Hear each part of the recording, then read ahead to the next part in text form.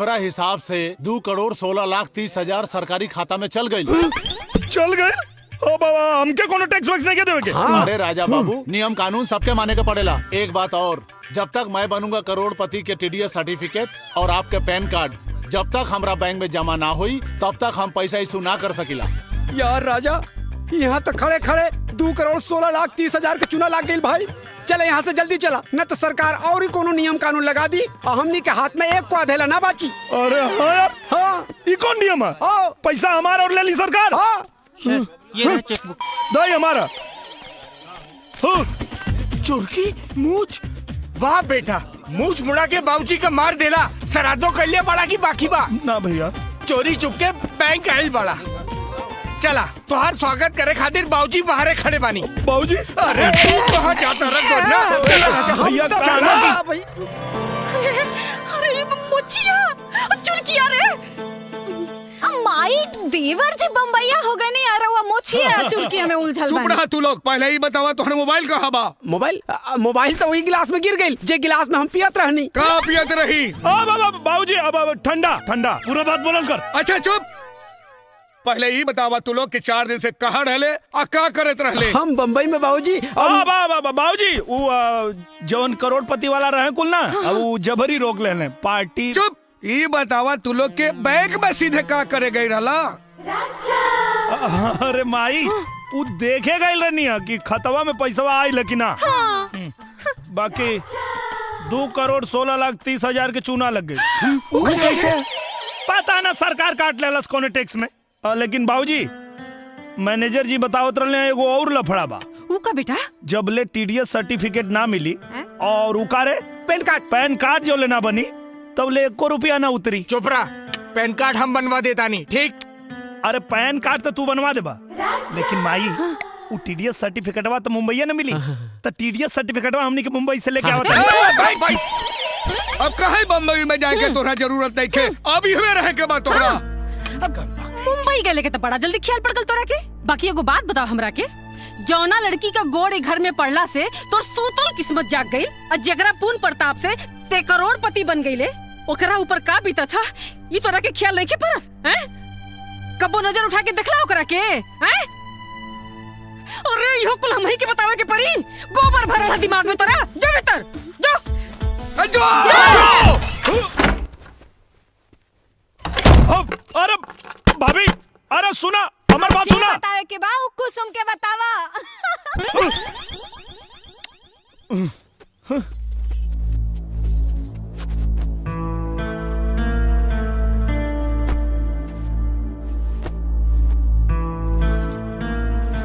अरे ई का करता? आप थक गए हो खब, पैर दबा देता। देखा कर कोनो जरूरत नहीं है। जरूरत कैसे नहीं खे जी? पति के सेवा कैल एगो पत्नी के धर्म हो खेला। देखा, हमरा से दूर रहिया और हमरा करीब आवे के कोशिश मत करिया। हमरा से दूर रहिया और हमरा करीब आवे के कोशिश मत करिया। हमरा से दूर रहिया और हमरा करीब आवे के कोशिश मत करिया। पहले हमार भी आओ करे बात तो।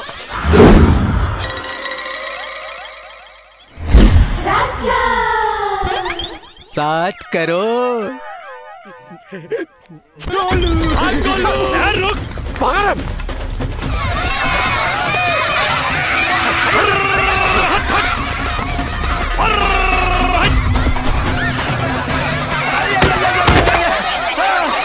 हम नहीं की भाग सकत भाई। भाग, देखा तानी कितना भाग।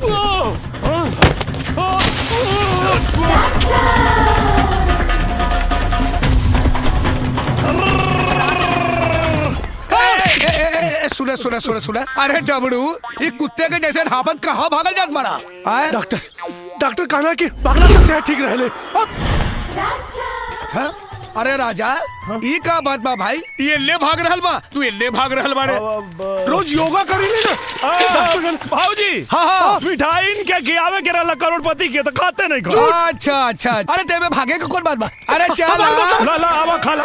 शर्मात काहे बड़ा आवा? मिठाई है, खा ला। पहन ला, अब मतलब खा ला। आवा गोड़ पर चल ले जा। अरे तू ना जनता अपने सबूत के।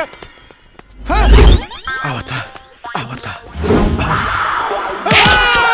गलती भैया गलती हो गई।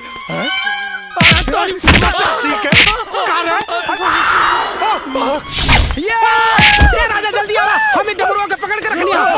जल्दी आवा राजा, राजा छोड़िए मत। आजा। अबे रुक।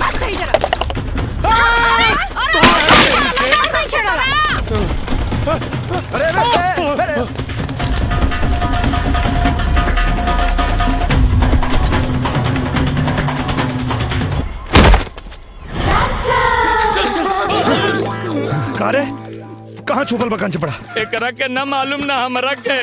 झूठ बोल बे। अरे पत्थर फोन बाद में उठाइए, बता। बच गइल रे। बोल। ना मालूम ना। झूठ बोल बे। कसम से ना मालूम। गोलू कसम खाते ही भैया बतावा नहीं तो तोनिए की लती आई। ए चाची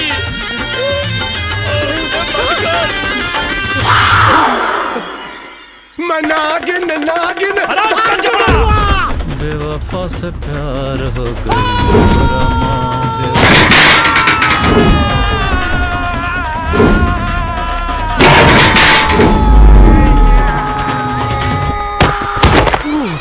बच गई नहीं भाग कहाँ भाग में?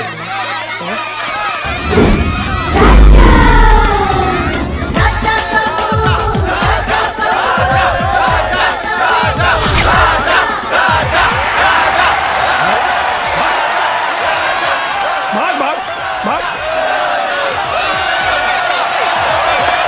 अरे साधु वो बारो ना जीत पाई। डमरुआ खातिर तालियां। चप्पल चोर डमरुआ।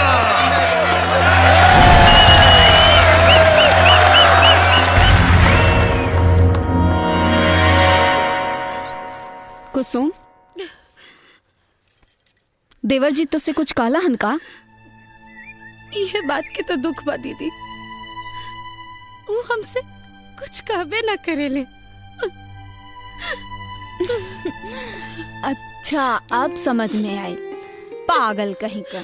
देखा देवर जी नया सोच के नया जमाने के हवन, आ तू उनका सामने ऐसे 5 मीटर का साड़ी लपेट के रहबू तो कैसे कुछ कही है?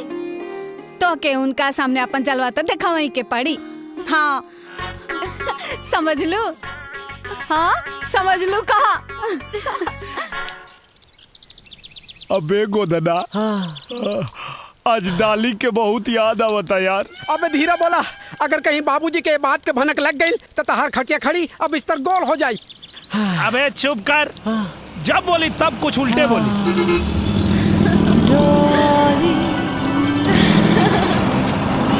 अबे गोदना, हमें भाग रहा।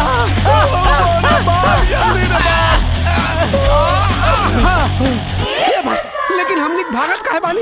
अरे भाई डॉली वहाँ आ गई यार। का डॉली? देखो भाई मजाक मत कर यार। अरे यार मजाक नहीं की करो, जोन बॉस गई है ना, मैं अब अपना आँख से निकली यार। गजब हो गई अब का यार। हे भगवान। ए गोदन, तू कहत रहे ना कि तोर माई बाप 4 धाम के यात्रा पे गए बने। हाँ, तो काहे? अपना घर की चाबी निकाल। चाबी? अबे यार चाबी निकाल जल्दी। शॉर्ट कट मार के जल्दी बस स्टैंड पे जो। Bus stand? और डाली केहू से कुछ पूछो करा पहले होके लेके हमरा घर है या नहीं तोरा घर या नहीं हमरा घर, जल्दी लेके घर तो हर घर तो हमरा तो कुछ नहीं के समझ में आता। चाबी दे जल्दी जो। हाँ ठीक है, जल्दी लेके आओ। रुको।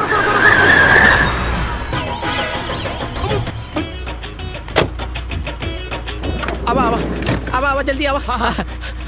ये हमार घर, अब मतलब राजा के घर। चलो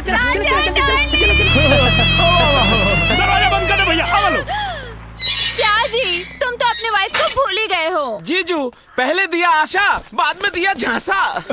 अरे ना ऐसा कोनो बात ना। गोदना से पूछा, अजय याद करता नहीं है ना? तो फिर मुंबई क्यों नहीं आए? देखो तुम्हारी याद में मैं आधी हो गई हूँ। का ना हम तावाई वाला रहनी, लेकिन पैसा में ना मिलल ना, पैसा ना मिलल। अच्छा जबले TDS सर्टिफिकेट ना मिली और उका कल जाला रे पैन कार्ड, वो दोनों मिली तब पैसा मिली। और जैसे पैसा मिले हम मुंबई आ जाए। तू लोग चलो लोग। जीजू तब तक हम लोग भी यहाँ रहकर इंतजार करते हैं। यस। अब अरे ना ये गांव देहात है ना, तो यहाँ बहुत धूल माटी उड़ेला। हाँ तो तू लोग यहाँ ना रहे पैबा लोग। अब पैसा मिली तो हम लेके आ जाए। तू लोग यहाँ रह के क्या कर बालो? तू लोग जा। सही बात चलो मुंबई वापस चला। ले जो जब आप यहाँ रह सकते हो जीजू, तब हमारी बहना क्यों नहीं रह सकती है? और जब हमारी बहना रह सकती है तो ये लकी क्यों नहीं रह सकता? जब लकी रह सकता है तो ये जैकी क्यों नहीं रह सकता? डार्लिंग, बेडरूम कहाँ है? बेडरूम अब लोग उन्हें तो बाथरूम बेडरूम तो इन्हें। हाँ डार्लिंग, तुम मेरे आने की खुशी में इतने पागल हो गए हो कि तुम्हें ये भी याद नहीं कि बाथरूम कहाँ है, बेडरूम कहाँ है। बहुत ज्यादा खुशी हो रहा है। हैप्पी। आई भाभी जी, हम बाथरूम बेडरूम दिखा दें। दिखा दे। डार्लिंग, मुझे बहुत जोर की भूख लगी है, कुछ बनाओ ना। कुछ बनाओ ना। भाभी जी आओ ना। आओ। जीजू, बहना को ना पालक पनीर बहुत पसंद है। अभी भक्त तोरी पालक के। थैंक यू जीजू। पालक पनीर पसंद। आज मुसीबत के याद के नहीं आज आ गए। हे भगवान। दुल्हन, तू खाना काहे नहीं खिलुआ पहले? माई अरे घुमंतुआ के चक्कर में ते अपन खून काहे जराव तरी बिटिया? सवेरे से सांच हो गई, ओकर कहीं पता चला? हैं? अरे का भाई? का बताई कि का भाई? हम तो ओकरा से परेशान हो गल बानी जी। ई लेकी सवेरे से अन्न का दाना नहीं डलले मुंह में, हैं? बाकी वो बहया के शरीर में न तो डर बा न तो लाज बा। अरे जब से निकम्मा गुथरा के चक्कर में पड़ल बा, तब से ये दिन पे दिन बिगड़ते जा रहल बा। देखत बानी ससुर के नाती के कि कहवा बा, आज ओकर छठी के दूध याद करा दे। हाँ जल्दी बनाओ, बहुत भूख लगी है। हाँ बन गई, ले आओ तन। राजा बाबूजी बहुत गुस्सा में बानी।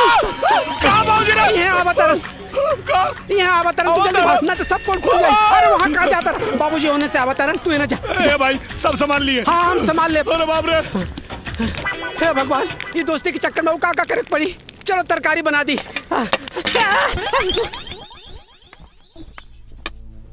कहाँ रहले हरे? हम तोहरा के खोजत हरान रहल बाड़ी। बहू कब आइल हई? बाबूजी। अरे ससुर, हम तोहार ब्याह ई खातिर कैली कि तू सुधर जाबे। अरे तू सुधरबे का, उल्टे तू और बिगड़ल जा रहल बाड़े। एक बात कान खोल के सुन ले राजा, अगर तोहरे कारण हमरा बहू के कुछो भइल तो तोहार हाथ गोड़ तोड़ के घर में बैठा दे। निकम्मा कही के दिमाग खराब करके रख देलस। अरे रमेश के भाई बिना मतलब डांटत रहे। पाव लगी भौजी। ओ अरे आलू पालक की सब्जी, ई सब्जी तो राजा के बहुत पसंद बा। और लाई ना लेके आई। हाँ सब्जी लाई ना। ली आवा ना, इहो खा ले। हाँ ले आवा। करे तू यहाँ आके खाना खा रहा बाड़ा है? वहाँ मुंबई वाली भौजी पूरे गांव में खरमंडल नांदे जात रहली है। हाँ हम उनका के बड़ मुश्किल से मना के अब बाहर से दरवाजा में कुंडी लगा के आईनी है। तू जल्दी करा, नहीं तो सगरो खेला गड़बड़ हो जाए। ए भाई तन जो न जाके संभाल भाई जो। हम कुछ ना कर सके नहीं, समझ ला। तू जाना तोहार काम जाने। हाँ हमरा के ऐसे लगा था कि तुम्हारी डबल ड्यूटी के चक्कर में एक दिन हमारी टट्टी निकल जाए। जल्दी आओ। सुन ना, ए गोदन, ए गोदना, ए गोदन।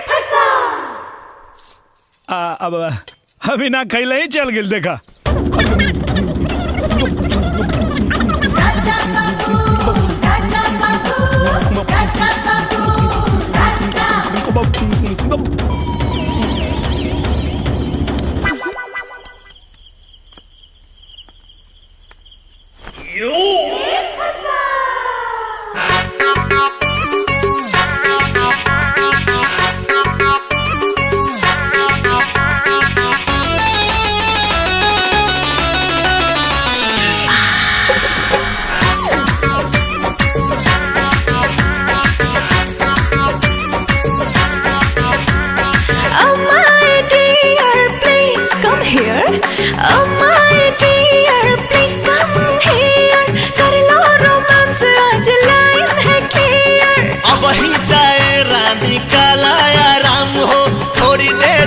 होई खेला तमाम हो।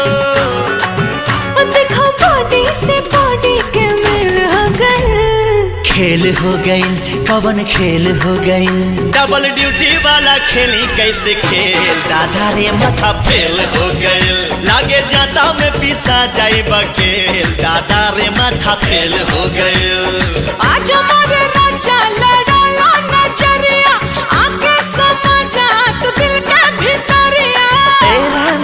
मनवा में धीर तनी धारा, बात माना कुछ देर सबर तू करा।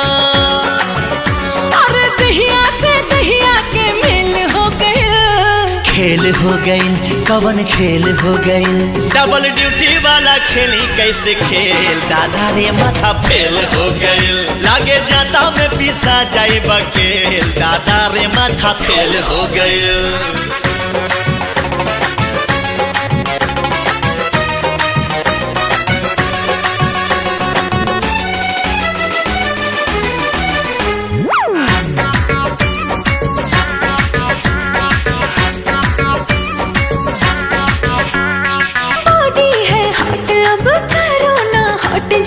इंजन मोहब्बत का करो स्टार्ट जी। रात बाटे बाकी हो बात बाटे बाकी, सजिया पे कुल्ही खुराफात बाटे बाकी। छनके लचड़े खनक जाला कंगना, सुरहो सिंगार खोजे प्यार तो हर सजना। अरे भागला ऐसे जैसे जेल हो गए, खेल हो गइल हो कवन खेल हो गइल, डबल ड्यूटी वाला खेली कैसे खेल, दादा रे माथा फेल हो गइल, लागे जाता में पिसा जाई बकेल, दादा रे माथा रे फेल हो गइल।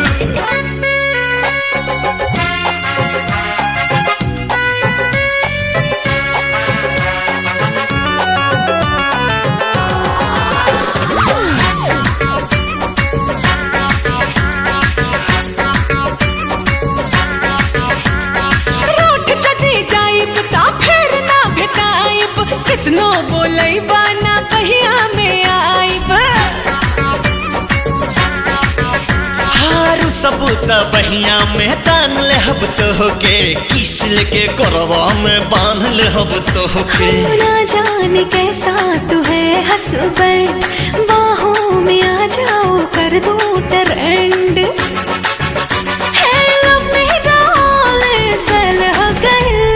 खेल हो गइल कवन खेल हो गइल, डबल ड्यूटी वाला खेली कैसे खेल, दादा रे माथा फेल हो गइल, लागे जाता में पीसा जाई बकेल, दादा रे माथा फेल हो गइल। और 900 गुंडा मर गइल झुलनिया तर दबा।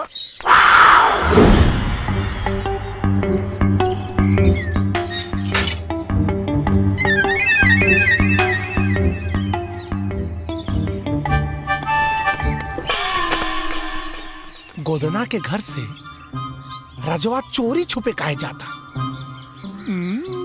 कुछ तो लफड़ा। 80, 81, 82, 83, 84, 85, 86, 87, 88, 89, 90, 91, 92, 93। गोधन तो अपने घर पे होगा।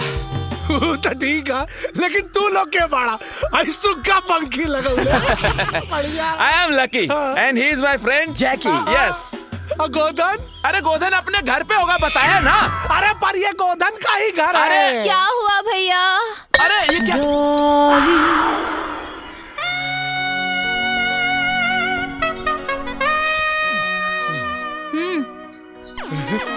क्या हुआ? रहुआ के? मैं राजा की पत्नी हूँ। रहुआ राजा की बीबी है? तू क्या? ए दुल्हन। जी माँ जी। बड़की दुल्हन से कहदा कि तरकारी लेके आवे, हम काट देता नहीं। ए घुघरू। जी मालिक। रमेश के भाई। हाँ? हम तनी खेते में जात बानी। अच्छा जी आइए। राउर ससुराल। अरे सोचत का बानी, अपना घर बा। आई ना राउर रिश्तेदारन से मिलवा दिया मैं। अरे इला चच्चा यही बाड़े, ये बाड़े श्रद्धेय सम्माननीय राउर ससुर जी। ए भाई साहब, इनसे मिली आदरणीय जेठ जी। अरे मातो जी बानी का आइला, ये राउर श्रद्धेय सासू माँ। अरे भौजियो खड़ा बनी। हम जब तरकारी लेके खड़ा है, राउर जेठा नहीं। तू दुल्हन कहाँ बड़ी हो? अबला सबसे खास रिश्तेदार राउर सौतन कुसुम देवी। कुसुम देवी, कुसुम देवी, कुसुम देवी, कुसुम देवी। अरे रुका रुका रुका, ला इनकर परिचय तो हम आप लोगों से करवाइबे ना कहीं नहीं। तो सुनी, ई है राजा बाबू के पत्नी डॉली देवी, मुंबई वाली।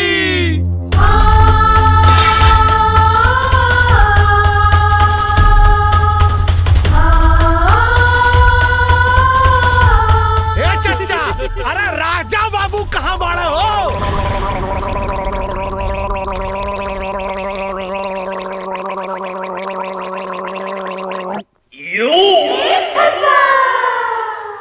पक राजा बाबू रख ले दूगो मेहरारू, मुंबई में शादी कैला सालू तू पी के दारू। पक राजा बाबू रख ला दूगो मेहरारू, मुंबई में शादी कैला ले अब समार कमीना।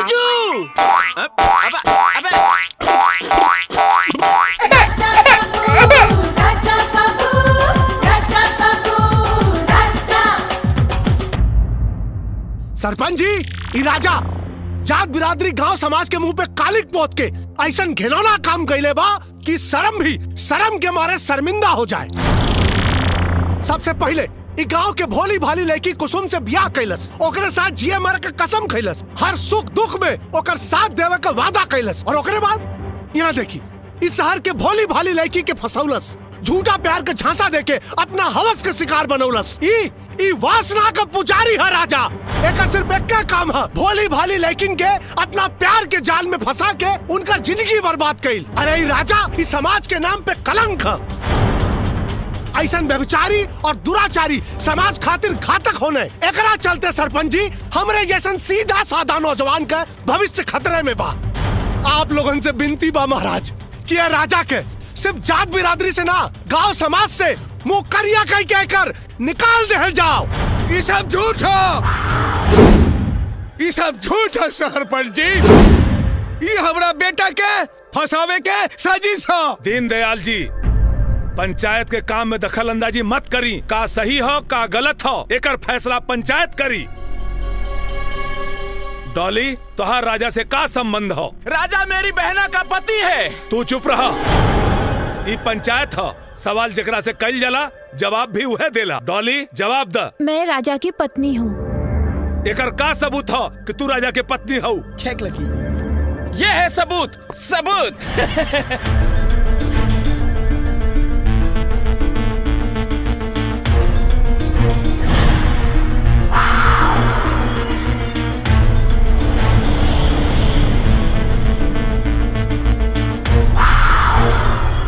राजा, ये सब का सच बा? हाँ,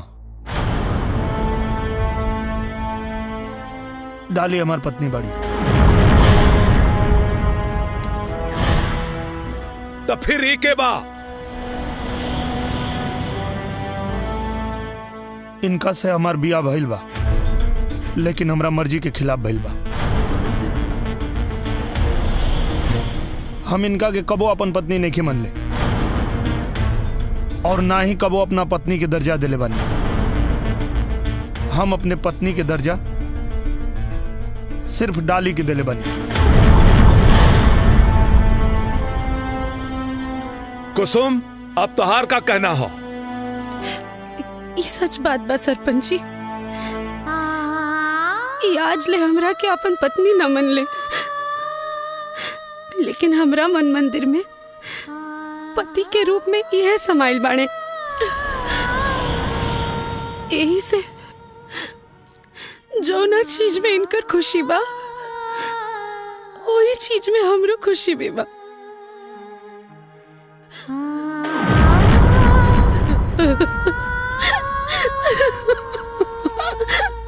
डॉली, अब तू का चाहता रू? मैं राजा को हमेशा के लिए अपने साथ लेके जाना चाहती हूँ।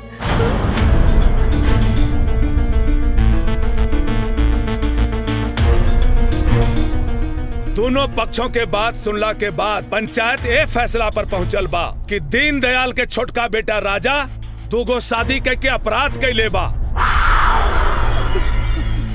बाकी पति के छत्र छाया से वंचित रहला के स्थिति में राजा के संपूर्ण चल और अचल संपत्ति मुआवजा के तौर पर कुसुम के दिहल जाता, जौना में राजा के जीतल 7 करोड़ रुपया भी शामिल हो।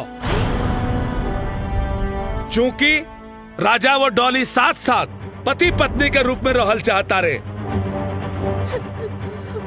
ये खातिर राजा डॉली के सुपुर्द कइल जाता। अब डॉली राजा के लेके कहीं भी जाए ले स्वतंत्र बाड़ी।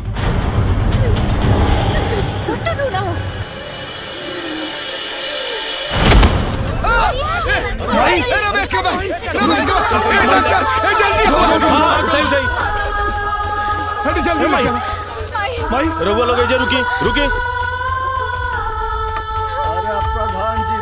बहना बहना सुनो तो सही। भैया ये तो सारा पाशा ही उल्टा पड़ गया।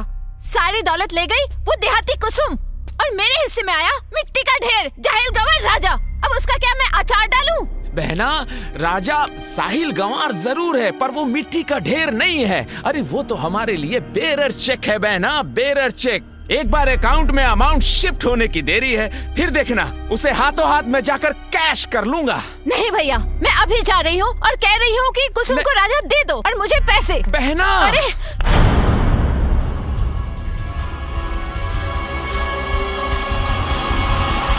कुछ तो करना पड़ेगा ना, वरना ये राजा नाम का बोझ जिंदगी भर सर पे ढोना पड़ेगा। तुम चिंता मत करो बहना, कोई न कोई रास्ता निकलेगा जरूर, क्योंकि लकी के लक से भी 2 कदम आगे चलता है बहना। लकी ये सब छोड़ो, पहले ये चल के देखो वो ओल्ड लेडी जिंदा है या मर गई। मर जाए तो ज्यादा अच्छा है। आओ बहना चलो। Excuse me. आओ। डॉक्टर साहब माई के का भइल? अब माई की तबीयत कैसन बा? अब का हाल बा डॉक्टर साहब? देखा लोग उनकरा के बहुत बड़ा सदमा लागल है और राजा खास तौर पे तू ये बात के ध्यान में जरूर रखिया कि उनका दोबारा सदमा ना पहुंचे, वरना उनका जान भी जा सकेला।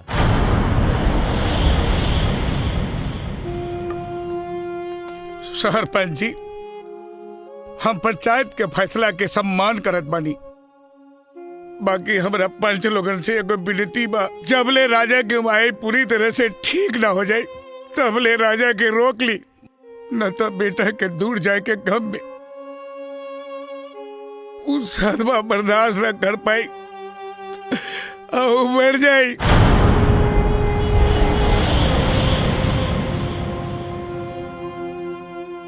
दीनदयाल जी सब पंचन के ई राय है कि जबले राजा के माई पूरी तरह ठीक नहीं हो जात तब तक राजा के एजे रहे के पड़ी। लेकिन हम बहना पर तब तक मैं कहाँ रहूंगी? इहो कोनो पूछे वाली बात है? अरे जहाँ राजा रही है वहाँ तू रह सकेलू का? दीनदयाल जी मंजूर बा ना? ठीक बा तो आई चली कागजी कार्रवाई पूरी कर ली जाओ। चले पंच लो। माई के लेके तू घर आ जाइया। ठीक बाबूजी। पक चिक पक राजा बाबू चल गईल ओकर जादू जे भइल से भइल अब गुस्सा थूक दी और ये पीठ ठंडा। एक बात बताओ, अगर ते हमारा जगह रहते तो क्या करते?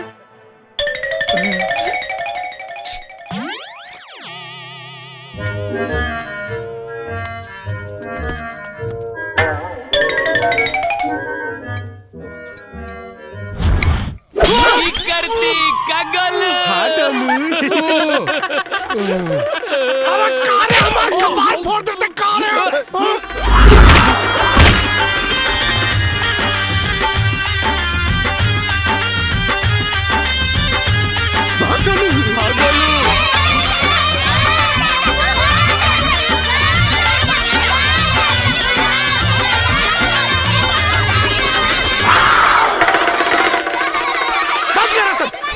गोलू गोलू ए घुंगरू जी मालिक। ये लोग के कमरा दिखा दो। जी।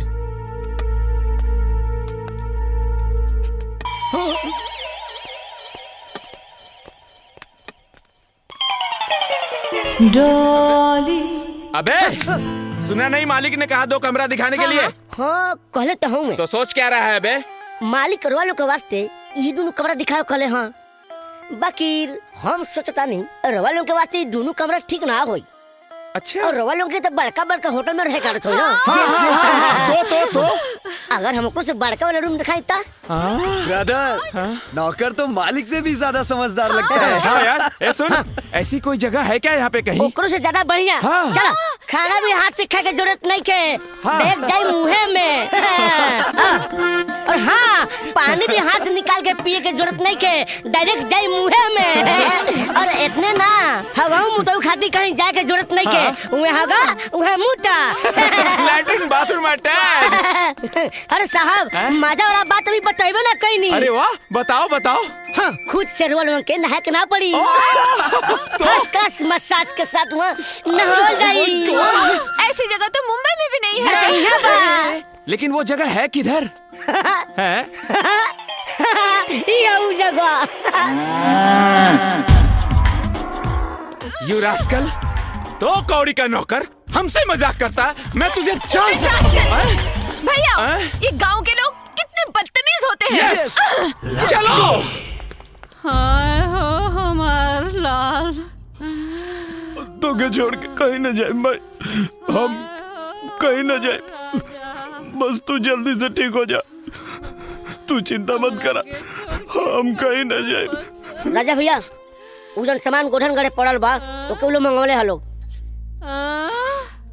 माई हम अभी आवत नहीं। चल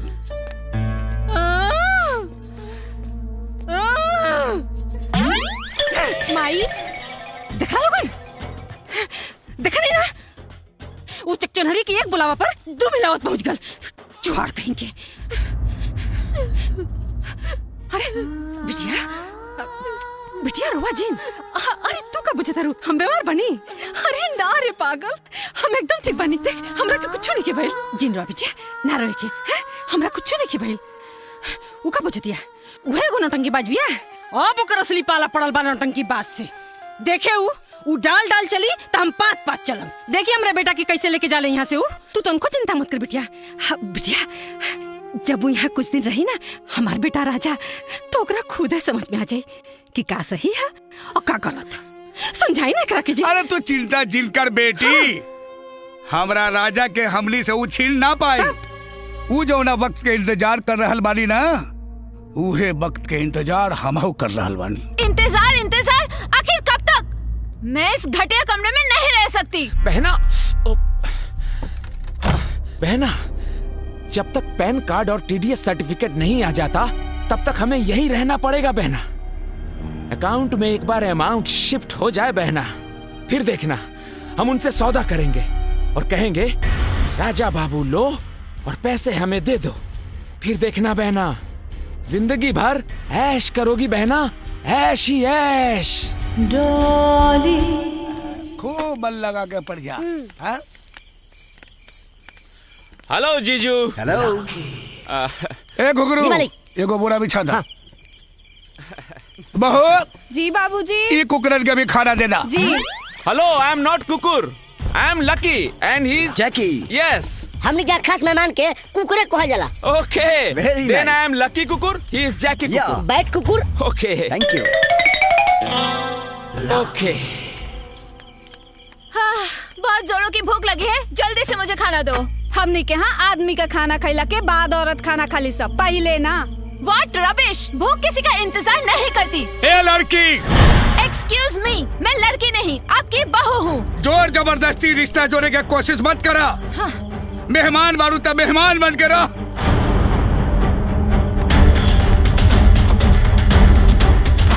मैंने सुना है गांव में पति का झूठा खाना भी एक रिवाज है। लीजिए, खा लिया मैंने।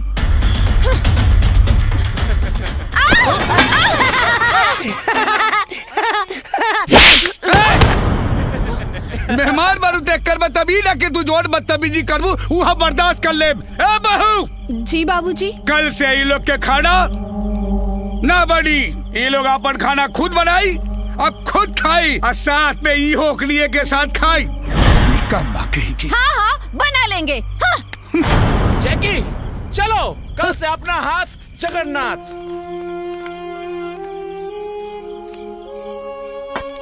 देख ले आँख खोल के एक कुहा कि तोहरे सामने से तोरे मुंह के नेवाला लेके चल गई। एगो हमार बहू है चुहा पर नेवाला तोहरे सामने रख गई। कब चोर कही का रे बाबू का। ए चुनमुन के माई कहाँ बाड़ू हो? हाँ हाँ आवत है। इ मरद लोग के भी ना खाना खैला के बाद एक के गो काम आवेला। उ लोग के का पता कि हम औरतन के खाना खैला के बाद भी बहुत सारा काम होला। हाँ तो दीदी आप जाए ना, हम कुल बर्तन धो देता नहीं। सच में जाई का? हाँ दीदी जाए ना। वैसे भी आज हमरो मन ना बहुत कच्चा कच्चा सा लगा था। जात बनी। हाँ कुसुम तू चिंता मत करा, तोहरो के एक दिन ना देवर जी ऐसे ही परेशान करिया। अरे आवत नहीं बाबा।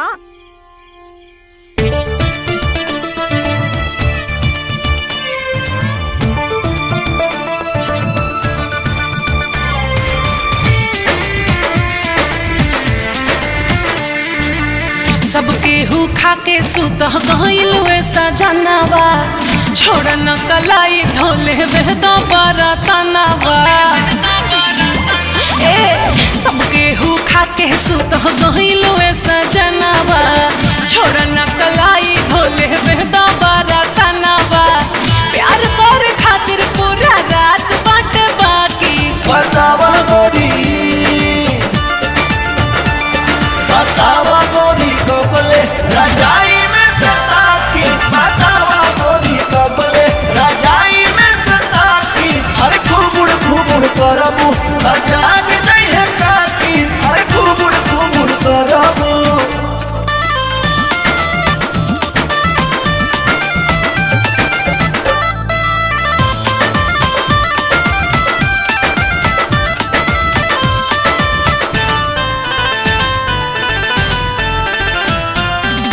नौ बजे के बाद टाइम होला खाली पति के।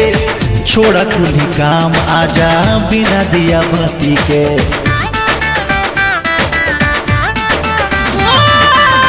रात भर लगे रहब गलत निशान, तब ले चढ़ाव राजा तकिया पे कवर। चले नहीं दे हम आज तो हरो चला के। बतावा गोरी, बतावा गोरी कबले रजाई में सता की। बतावा गोरी कबले रजाई में सता की। अरे खुबुड़ खुबुड़ करबू जाग नहीं है काकी। अरे खुबुड़ खुबुड़ करबू।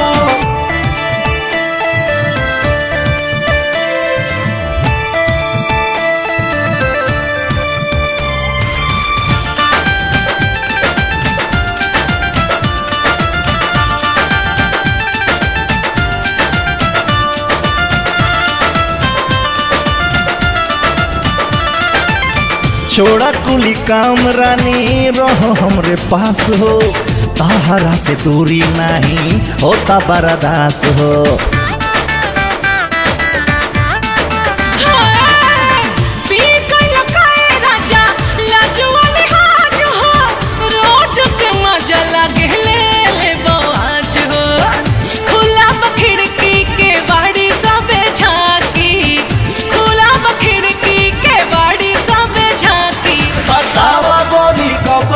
रजाई में सता की। बतावा गोरी कबले रजाई में सता की। अरे खुबुड़ खुबुड़ करबू जाग नहीं है काकी। अरे खुबुड़ खुबुड़ करबू।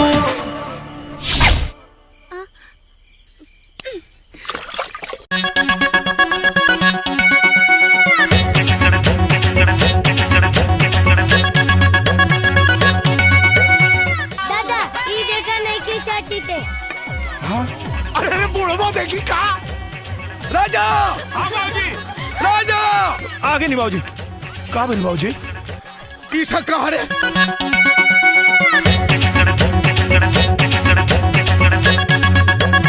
एक बात सुन, एकरा लाश सरब बा कि ना हम नहीं की जानत, बाकी हमरा लाश सरब बा। एक बात कान खोल के सुन ले, आज के बाद अगर ऐसा भाई तो फिर सोच लिए। चल रे।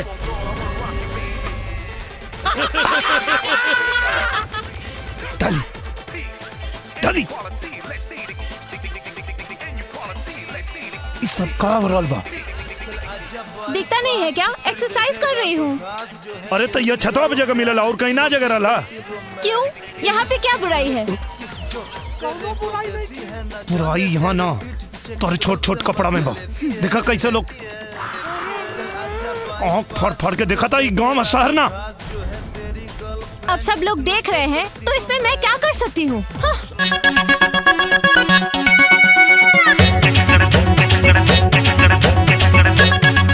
सुना डार्लिंग, अब तो के क्यों घूर घूर के देखी तो हमके अच्छा लगी। चला ना।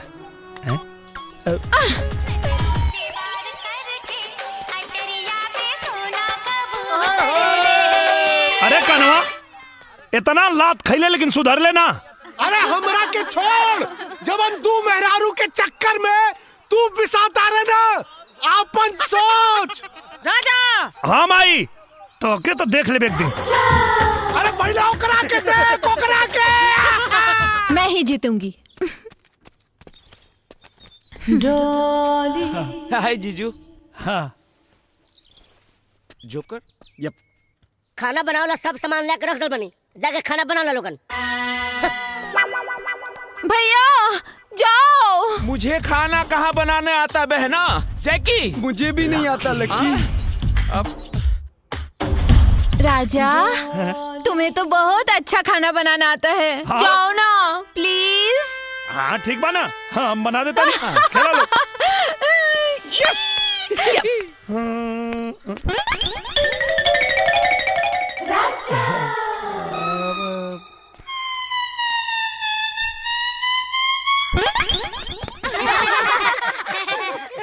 ओके।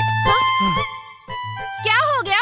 अब वो आज एतवार है ना, तो आज हम खाना ना बना सकेला। चुनमुन। जी दादाजी। अब तरी तू जा। ठीक बात दादाजी। हाँ। डॉली आंटी आपको खाना बनाने नहीं आता है ना? नहीं, मुझे खाना बनाना आता है। नहीं आता है? मुझे खाना बनाना आता है। तो फिर जाओ बना के दिखाओ। ठीक है, मैं तुम्हारे लिए और तुम सबके लिए खाना बना के दिखाती हूँ। हाँ?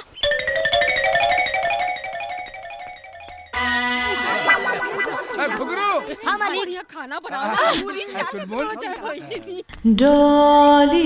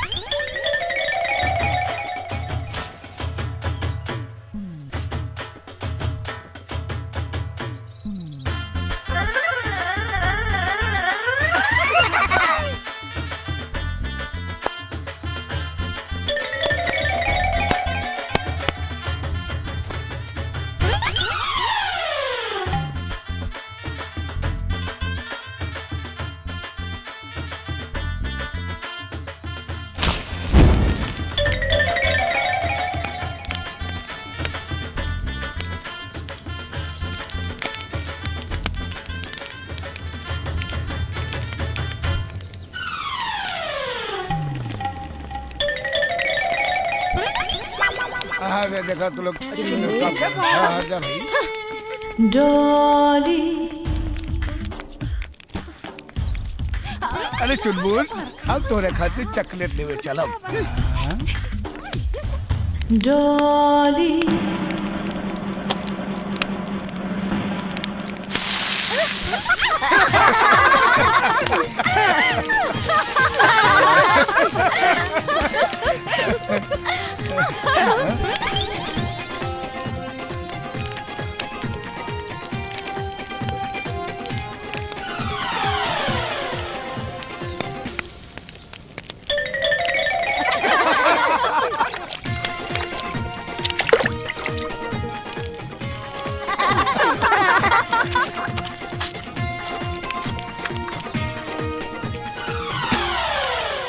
डोली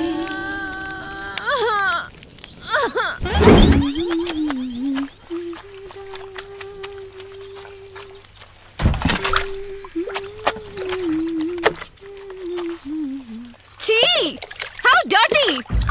कितने गंदे लोग रहते हैं यहाँ पे।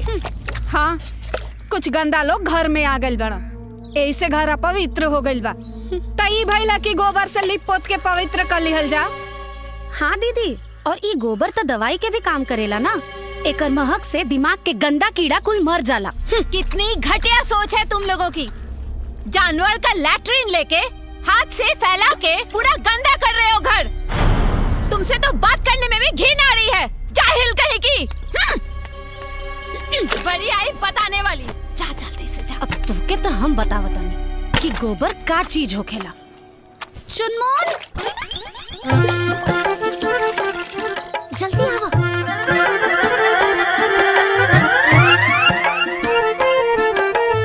चलो चलो।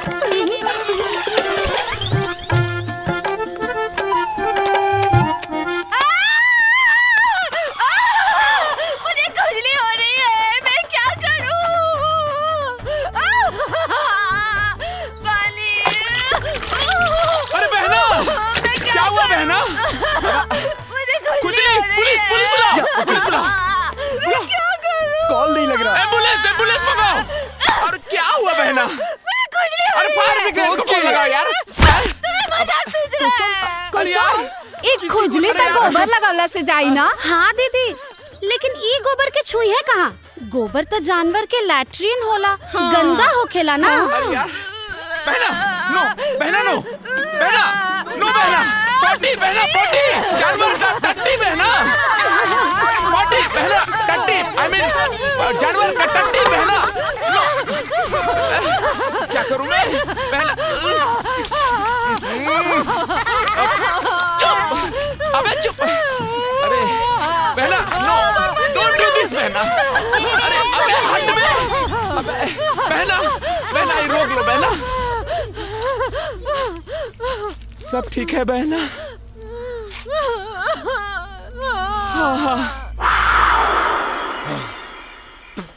उस्ताद, अंग्रेजी दारू बा, नीट पीहे तो कलेजा जल जाई।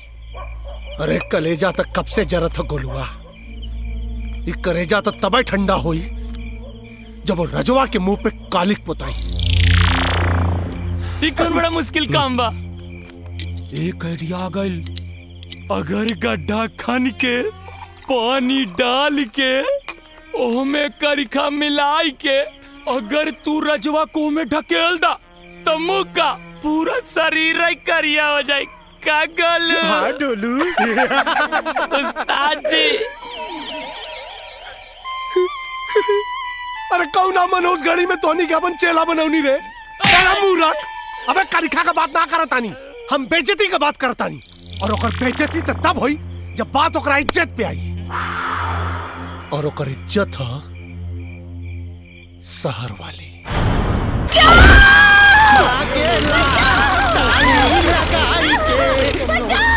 अरे क्यों ना बचाई के बचाई तोरा। अब पता चली वो रजवा के माला पहनौले का अंजाम का होला। अरे कहाँ जाता नी ताली के भी।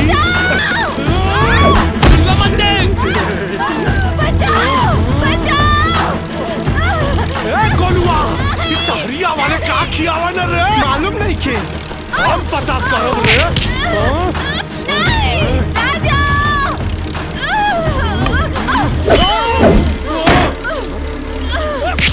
अरे बहुत जानवा हो। प्लीज, मैं तुम्हारे आगे हाथ जोड़ती हूँ। अरे हाथ मत जोड़ा, आ जाओ, आ जाओ।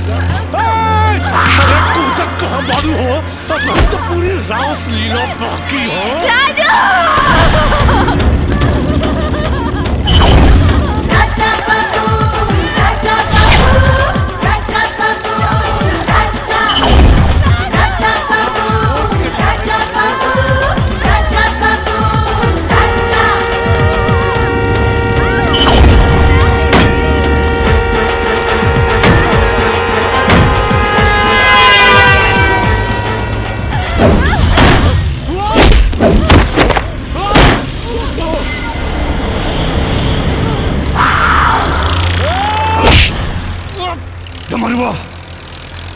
खाली हमरा घर की इज्जत पे और हमरा घर की इज्जत पे हाथ डाल के तू अपना मौत के दावत दे ले भाई। आज तोड़ा के जिंदा ना छोड़ा।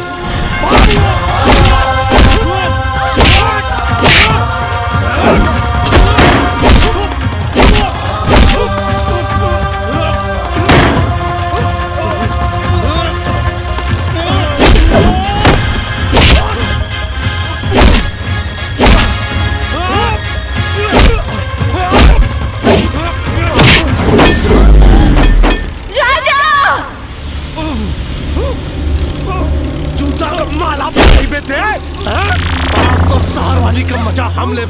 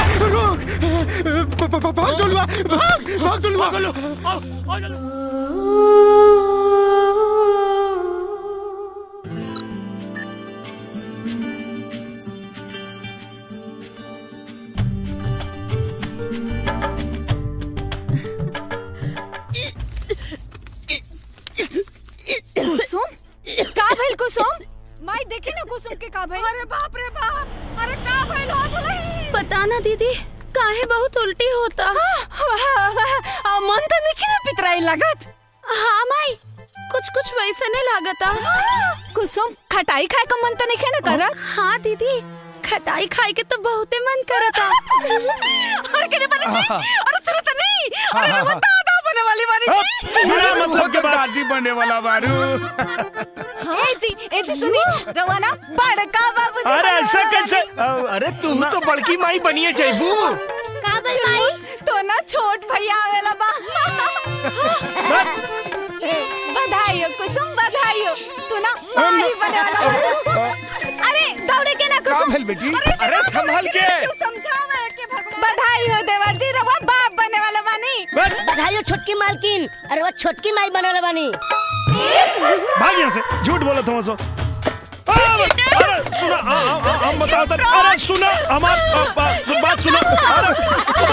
अरे हमार बात सुना। हमार बात तो सुना।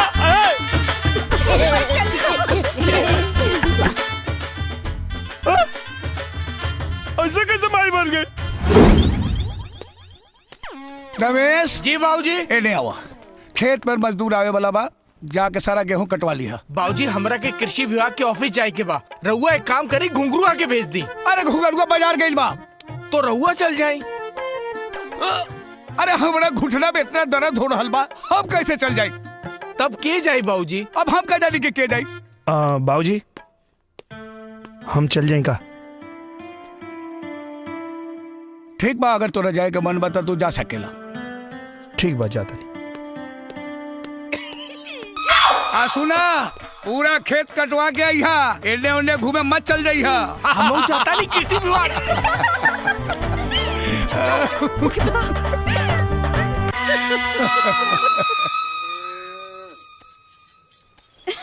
कुसुम अरे ई गोबर गोइठा पागल तू छोड़ा जा जल्दी से खेत पे। देवर जी खेत पर गलन गेहूं कटवावे तू गतान लेके जा जल्दी। देवर जी से अकेले में मिले के ए से बढ़िया मौका तो क्या ना मिली। उन शहरी हरवे में बिया का पता खेत का हरियाली देख के देवर जी भी तो हरा भरा कर दे। चल जल्दी।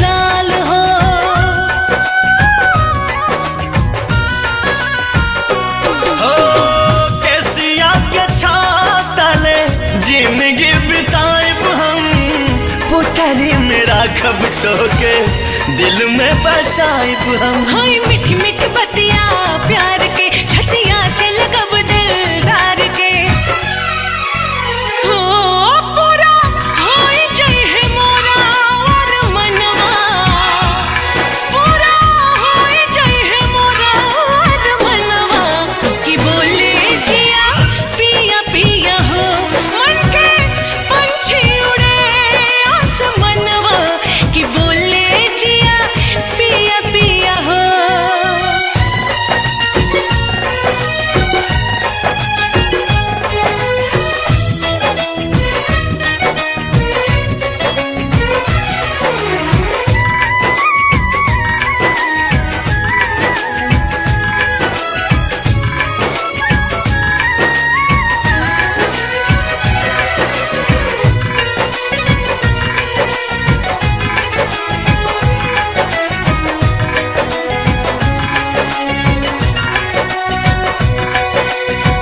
करे है किसानी सैया दूर से निहारब हम धूल माटी देही आगे अचरा से झारब हम।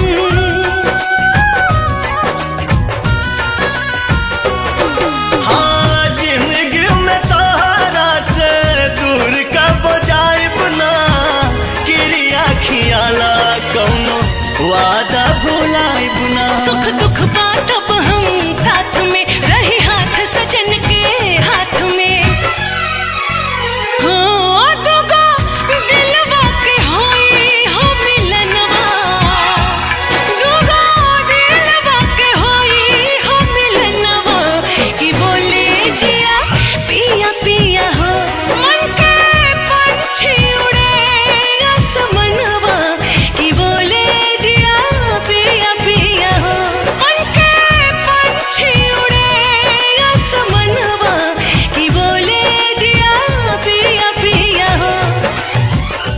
अरे जे तू काल सुन लू सब झूठ रहे।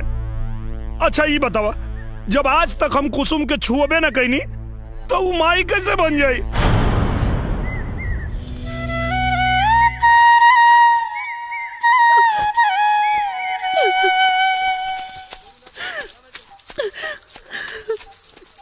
सुनो ना आई डोंट बिलीव यू। हम सही कहता नहीं तोहरा के भड़कावे खातिर पूरा घर मिलके नाटक कैले बाने सा। हम सही कहा था नहीं, प्लीज हमार विश्वास करो ना प्लीज। माई तरकारी अच्छा बनल बा। यू जाहिल गवार नौटंकी, तू क्या समझती है? तेरे नाटक करने से राजा तेरा हो जाएगा। तुम उल्टी करोगी तो राजा के बच्चे की माँ बन जाओगी। तुम गांव की औरतें होती ऐसी हो, मुंह काला किसी और के साथ करती हो और बच्चे का बाप किसी और को बनाती हो। ए डोले, तू अपने जुबान पे लगाम दे, वरना क्या कर लोगे?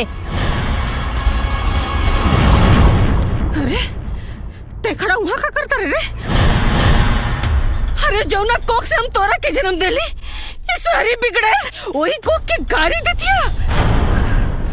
हम गांव वालन के बच्चलन कहतिया रे, और तोरा के कुछ बुझाते देखे?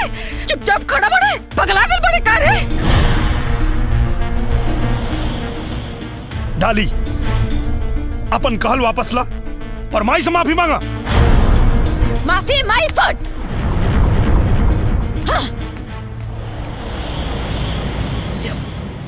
आओ दीनदयाल। दीनदयाल, अरे समधी जी मत कहा हमरा के समधी। तू हमार समधी ना, दुश्मन बड़ा दुश्मन।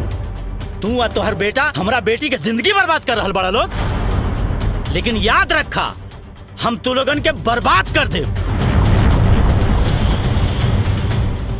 फांसी पर चढ़ा दे पूरा खानदान के। बाबूजी खबरदार, अगर एकरा आगे हमरा घर वालन के कुछ कहानी है तो हमरा परिवार के खिलाफ एगो शब्द भी कहे के आपके कोनो अधिकार ना हो। लेकिन बेटी, ये लोग तोहरा साथे विश्वासघात कैले बा और तुम्हारी पति अपन दूसर शादी करके तोहार दुनिया उजाड़ रहल बा, और तू कहता हो कि हम चुप रहे? ये हमरे घर के आपसी मामला है बाबूजी, और हमन के आपसी मामला के बीच में आपके दखल अंदाजी देवे के कोनो जरूरत ना हो।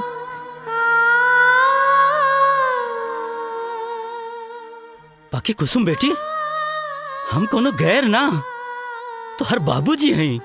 हाँ बाबूजी, आप हमार बाबूजी हैं,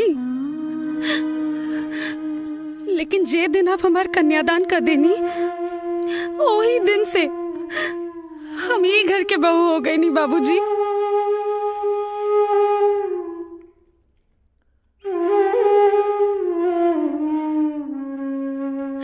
हमार सास ससुर हमके बहू ना, अपन बेटी जैसन माने ले। बाबूजी, हमार ई बाबूजी हमके कब्बो आपके कमी ना महसूस होके दिले। हमार जेठ जी हमेशा एगो बड़ भाई होके के फर्ज निभवलन, और जेठानी जी हमके अपन छोट बहन माने ली बाबूजी। अब रह गई बात पति के, तई जान ली बाबूजी, हम पिछला जन्म में जरूर बहुत नेक काम कैले हैं, यही से ई जन्म में हमके इनकरा जैसन पति मिले।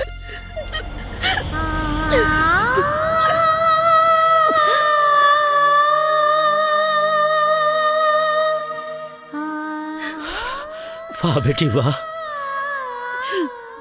तुहार विचार सुन के हमार मन गदगद हो गई। भगवान तोहरा जैसन बेटी हर आदमी के दे।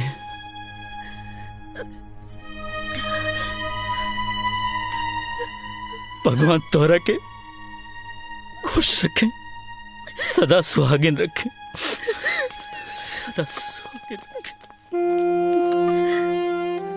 जरूर हम पिछला जन्म में कोनो न कोनो अच्छा कर्म कैले होगा, यही से हमरा बहू के रूप में हमरा बेटी मिल गई।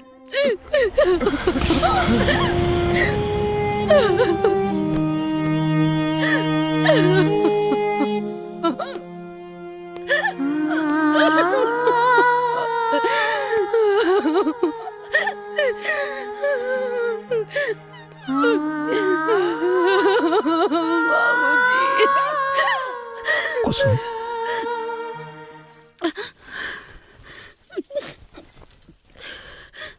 कुसुम हमरा समझ में नहीं के आवत कि हम तो हर शुक्रिया कैसे अदा करी। आप ऐसा काहे सोचतानी? कैसे ना सोची, जौना घर के मान प्रतिष्ठा के रक्षा हमके करे के चाहिए ओकरा के हम खुदे नीलाम कर देले बानी। और आज तू हमरा घर के प्रतिष्ठा के बचौलू। हमरा तो समझे में नहीं आवत कि हम कहाँ जाके मुंह छुपा। ऐसा मत कहीं जी, हम कोनो एहसान ना कहीं है। हम ये घर के बहू हैं और बहू रहला के नाते खाली अपन कर्तव्य के निर्वाह करनी है, बस और कुछ ना।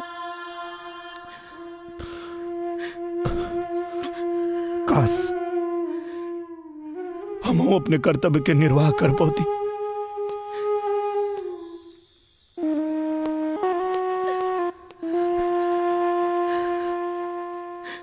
कुसुम, कुसुम, बधाई हो देवरानी जी, बधाई हो। कम से कम देवर जी के अपन गलती का एहसास तो भाई। खाली एहसास कैला से का होई दीदी, हम तो आज भी उनके खातिर पराये बानी। पागल कहीं के, जब सावित्री अपना पति का प्राण यमराज से छीन के लेके आ सकेली तई सहरी का का औकात जे तोरा पति के तो से छीन सके। अरे हाँ, कल ना तीज का त्योहार है, तू खूब मन से भोले बाबा के मनैया, उ तोहार सुहाग तोहरा के जरूर लौटा दी हन। अब चला हजरत, हाँ जा तैयारी करा, जा। डाली माई से माफी मांगा, माई से माफी मांगा। सिस्टर, सिस्टर, सिस्टर, ओपन द डोर सिस्टर।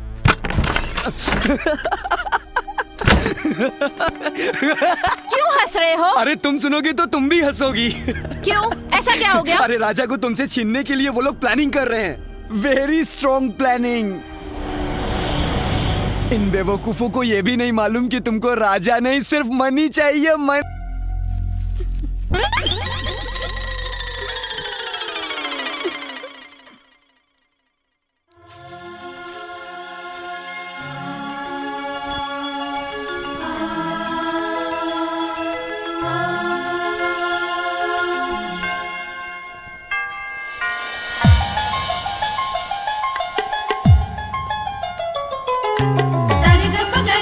सारे गप गरे सा नी पानी सारे सोनी पम पानी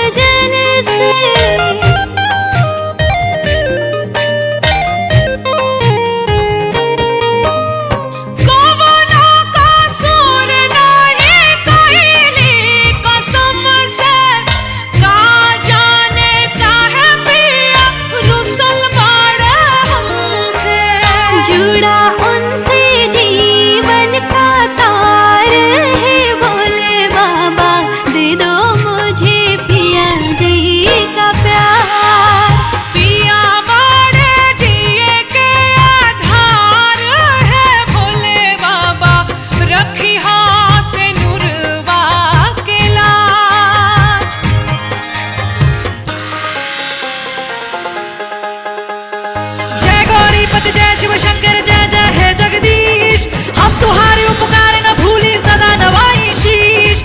एक बिरहन के विनती सुनला देई बहुत आशीष, गौरी शिव के जोड़ा जिए जग में लाख बरिस।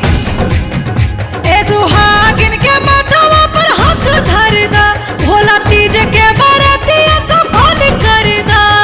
जियरा में असरा के दियावा जरावनी, दुखियारिन के दुख हर दा, दुख हर दा। भोला दुख हर दा, भोला तीज के बरतिया सफल कर दा, भोला तीज के बरतिया सफल कर दा, सफल कर दा, सफल कर दा। कुसुम, दुल्हन कुसुम। इला चाचू। अरे गोदन भैया, हाँ भाभी। कैसन तबीयत बा आपका? ठीक ठीक ठीक ठीक। कहाँ कट ले रहा? अरे कुछ ना, सब ठीक। अरे माई हम ठीक बानी। ठीक तो बड़ा बेटा। सब ठीक बा भैया। अरे गोधन कैसन बा तोहर? अरे कोनो बात नहीं के बाबूजी, सुई दे देले बा, एकदम ठीक हो जाई। कोनो ए रमेश, एकरा के उठावा, आले चल खटिया पर रखा। अरे नाना बाबूजी। अरे चुप, जब तक तोहरे भाई बाबूजी चारों धाम से ना आ जाइहन तब ले तू लेकिन हमार हजामत करके सामान तो घर में रह गइल बा। अरे भाभी, खाना निकाला ना, बहुत जोर से भूख लगल बा। रवा के कुछ होश खियाल बा का भाई? कुसुम अब ही ले आपन व्रत नहीं तोड़ ले, ओही तरह भूखल पियासल पड़ल बिया। काहे?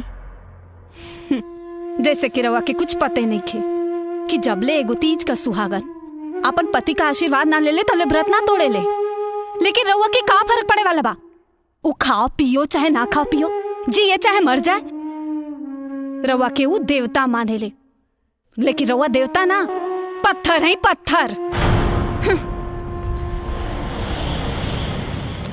लकी भैया, लकी भैया,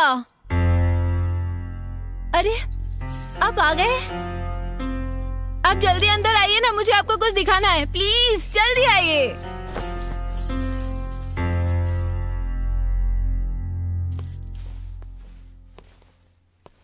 कुसुम,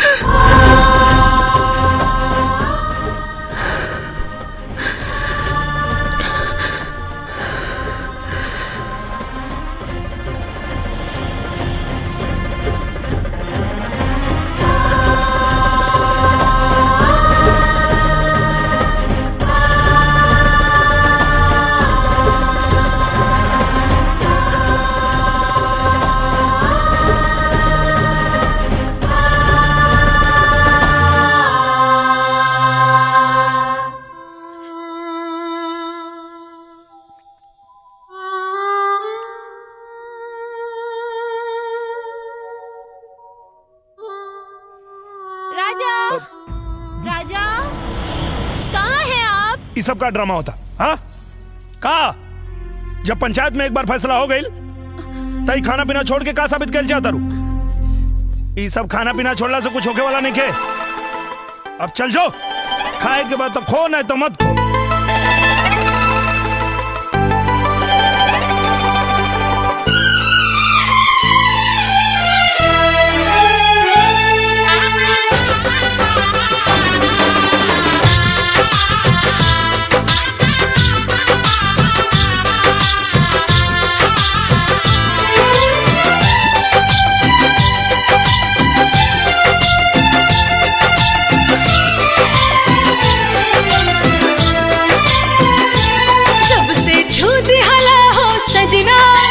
सजना सजना खन खन खन कल मोर कंगना, जब से छूटी हला हो सजना खन खन खन कल मोर कंगना। दिल के धड़कन बजाए सहनाई, आवे लागल ए राजा गिराई, आवे लागल ए राजा गिराई। एहसास एहसास समझ में आयल का होला प्यार बुझायल एहसास समझ में आयल का होला प्यार बुझायल हाल दिलवा के का हम बताएं कैसे तो से नजरिया मिलाएं कैसे तो से नजरिया मिलाएं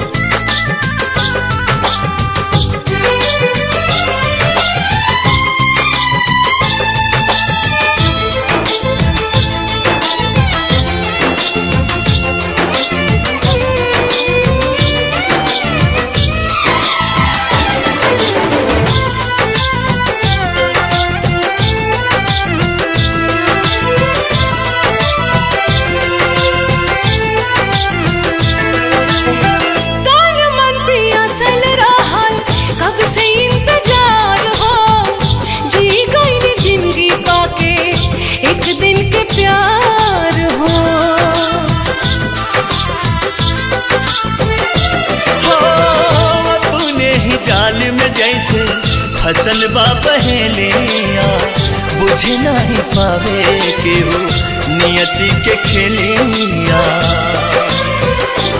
जिंदगी जाने कौन मोड़ पे ले जाए कैसे तो से नजरिया मिलाए कैसे तो से नजरिया मिलाए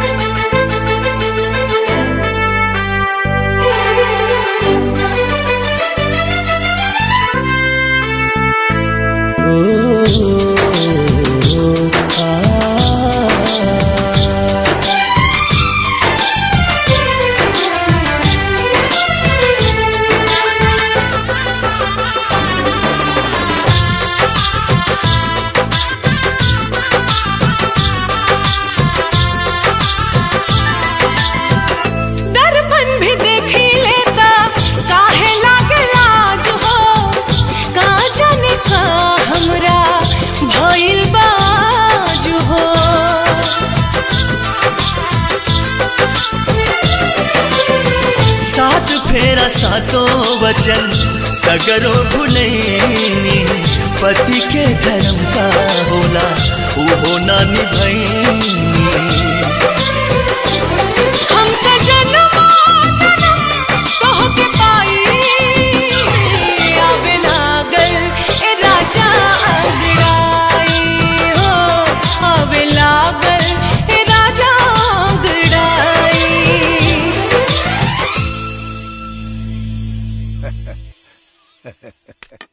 टका टका टका टका टका टका टका टका इश्क हुआ कैसे हुआ जैसे हुआ अच्छा हुआ ना मैं जानू दादाजी ए राजा इला इका बाबूजी तोरे चेक बुक और ये तुहार टीडीएस सर्टिफिकेट और पैन कार्ड।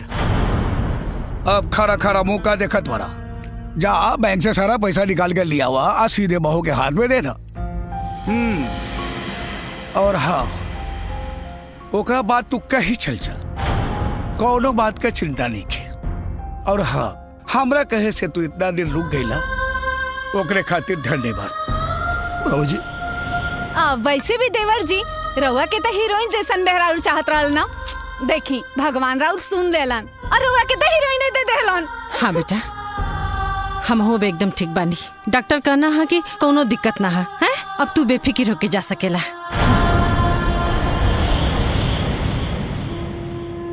बाबूजी बाबूजी हमसे गलती हो गई बाबूजी हम कहीं ना जाए बाबूजी उनके माफ कर दे। तू का समझेला क्यों तोहरा से प्यार करेली का बोला अरे उधर तोरा पैसा से प्यार करेली। सुना जा पूरा पैसा निकाल के ओकरे हाथ में दे दा फिर देखा पैसे के कमाल। हाँ जा।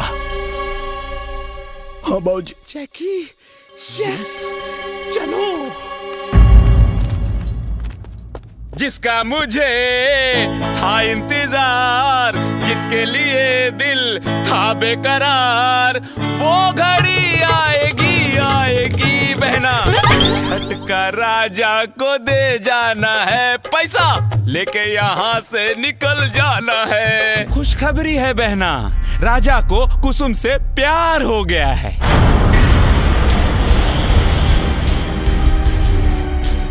अब पैसा तुम्हारे पास खुद ब खुद चलकर कदमों में आने वाला है बहना। नहीं भैया, मुझे पैसा नहीं, राजा चाहिए। ये क्या बोल रही हो बहना? तुम्हारा दिमाग तो नहीं खराब हो गया है? मुझे राजा से प्यार हो गया है। क्या? अगर दौलत रहेगी बहना तो ऐसे सैकड़ों राजा तुम्हारे कदमों में होंगे।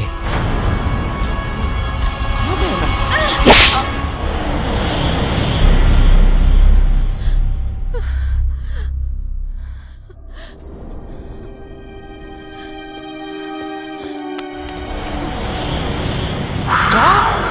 7 करोड़? हाँ। हमला! जीजू, जीजू। अरे लकी तू यहाँ कैसे? जीजू, आपने हमारे लिए इतनी मेहनत की है जीजू कि हमारा भी कुछ फर्ज बनता है ना। मतलब? मतलब ये जीजू कि ये बैग हमको दे दे जीजू। बैग दे वही खातिर ले आइल बानी, तोरा के ना, तोरा बहन के दे। बहना ये बोझ नहीं उठा पाएगी जीजू, ये बैग हमको दे दो जीजू। दे दो जीजू। गुड जीजू। ये बनेगा करोड़पति। चल बे जैकी, मैं बनूंगा करोड़पति। मैं बनेगा करोड़पति।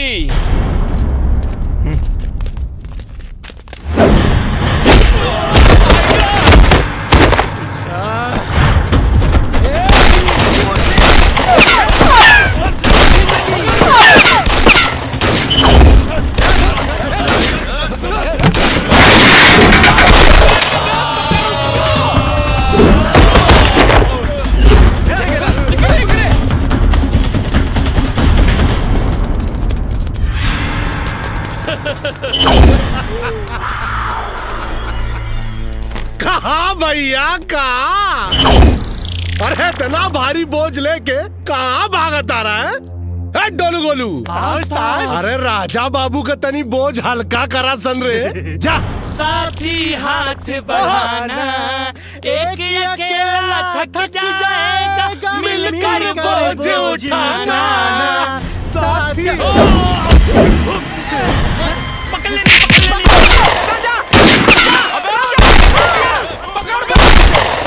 पैसा पकड़। चलो चलो।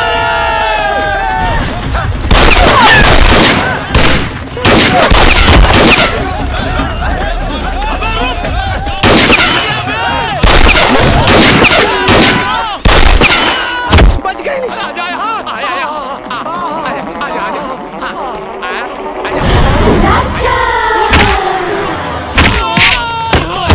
जिया राजा, पुलिस!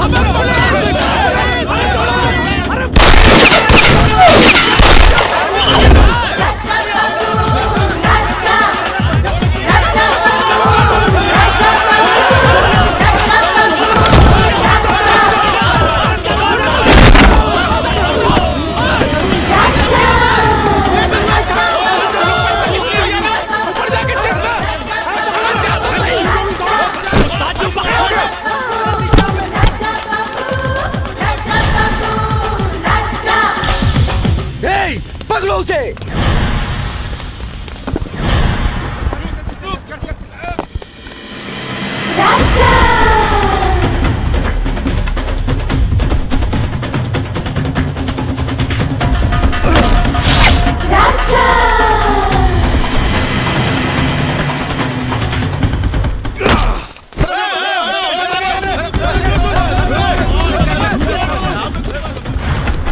रुक जाओ राजा बाबू।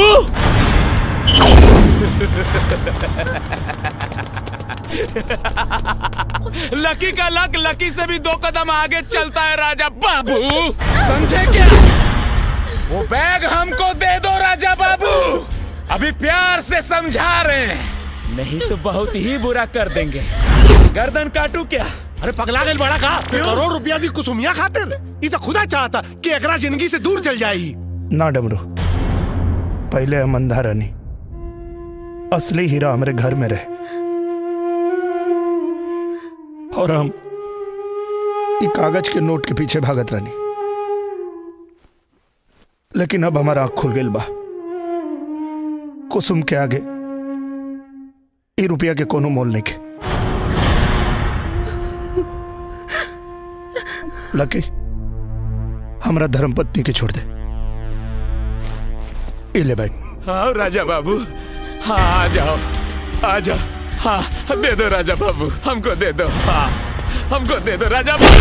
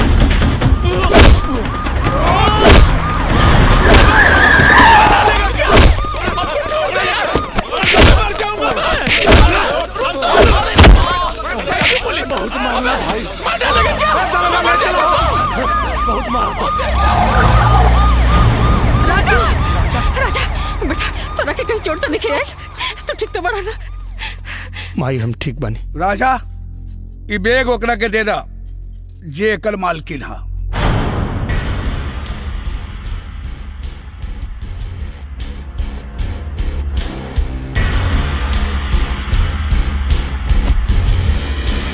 सुनिए, इसकी मालकिन मैं नहीं कुसुम है। इसे ले जाकर कुसुम को दे दीजिए। हाँ एकर मालकिन कुसुम बा, लेकिन एकर जरूरत तोरा के ज्यादा बा। बैग ला और जा यहाँ से। मैं सुन रही हूँ, इसका मतलब ये नहीं कि आप कुछ भी बोलते जाए। राजा सौदा भी पूरा नहीं के भाई। जाके जमीन जायदाद के कागज लेके आवा, तब जाके सौदा पूरा हो। मैं राजा के लिए दुनिया की सारी दौलत को ठोकर मारती हूँ।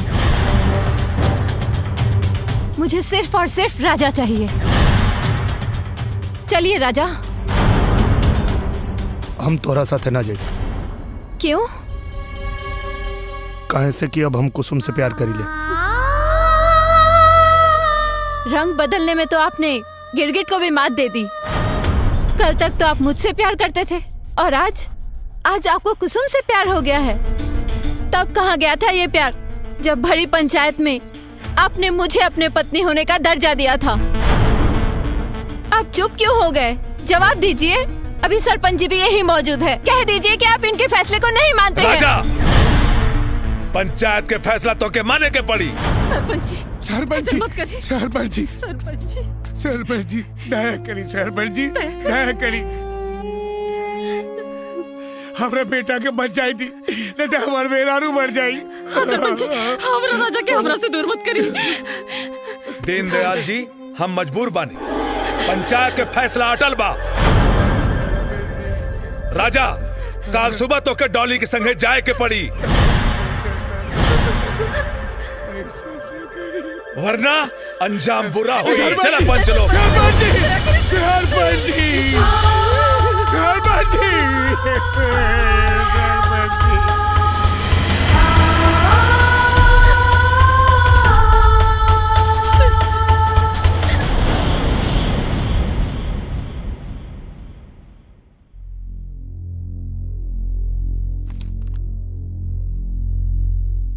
माफ कर दो।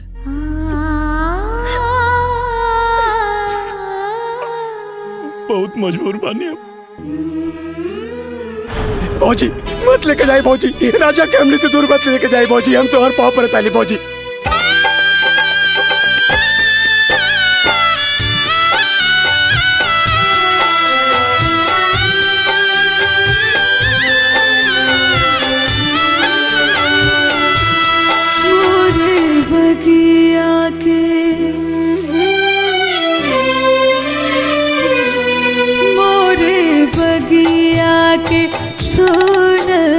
सुगनवा सुगनवा कहवा उड़े रे चलने हो मोरी बगिया की सोन सुगनवा सुगनवा कहवा उड़े रे चलने हो। पूछे निमिया से पुरवा पवनवा सुगनवा मोरा कहाँ रे चल रे हो मोरे बगिया के।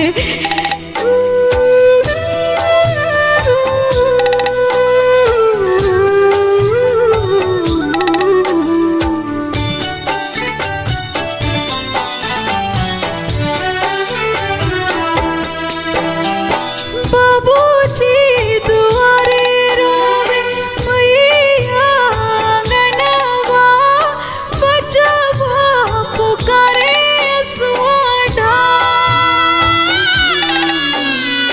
तुलसी के चौरा बैठल रोवे दुल्हनिया रोवे सगरो गहुआ जवा रोवे सगरो गहुआ जवा छन छन छछनेला छन छन छछनेला भीतरे परनवा सुगनवा कहवा उड़े चलने हो मोरी बगिया की सोन सुगनवा सुगनवा कहवा उड़े चलने हो मोरी बगिया के।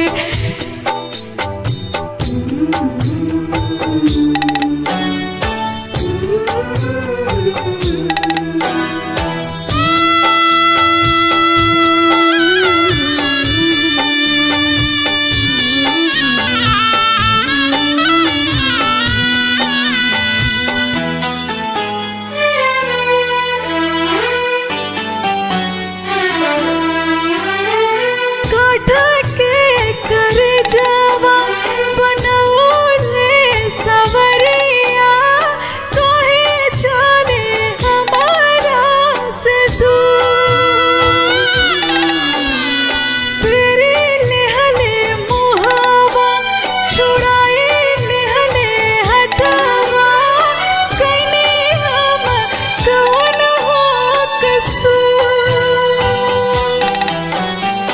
कइनी हम कौन हो कसूर कैसन जिंदगी में कैसन जिंदगी में लागल गरहनवा सुगनवा मोरा उड़े चलने हो मोरी बगिया की सोन सुगनवा सुगनवा कहवा उड़े चलने हो मोरी बगिया के सोन सुगनवा सुगनवा कहवा उड़े चलने हो मोरी बगिया के मोरी बगिया के मोरी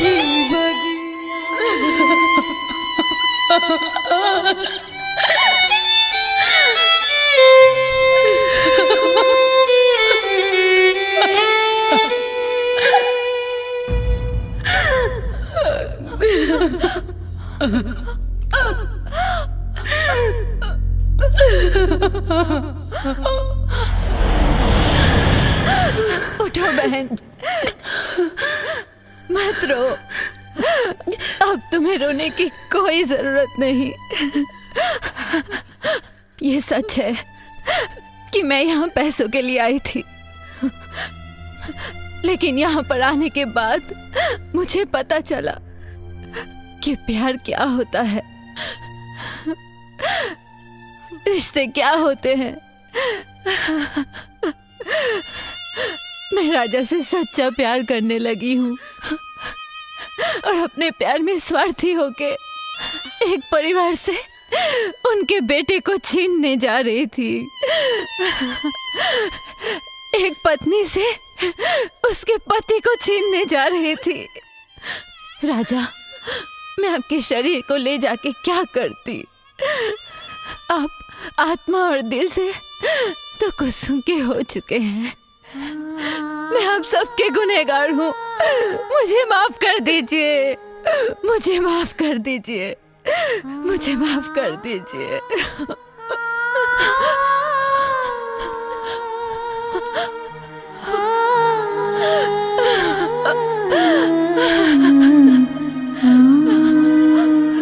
बेटी, बाबूजी,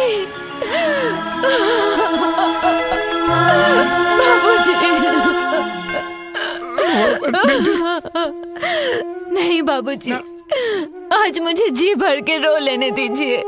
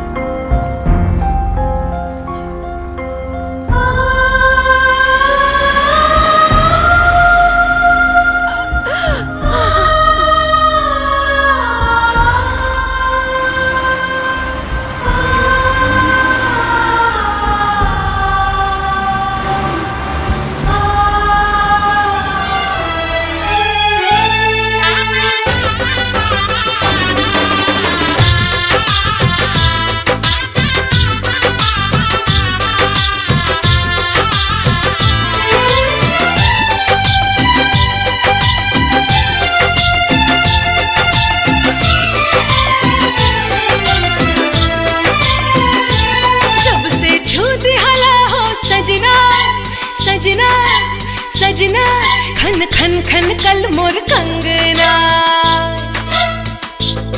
जब से छूटी हला हो सजना खन खन खन कल मोर कंगना, दिल के धड़कन बजाए सहनाई आवे लागल ए राजा गिराई, आवे लागल ए राजा गिराई।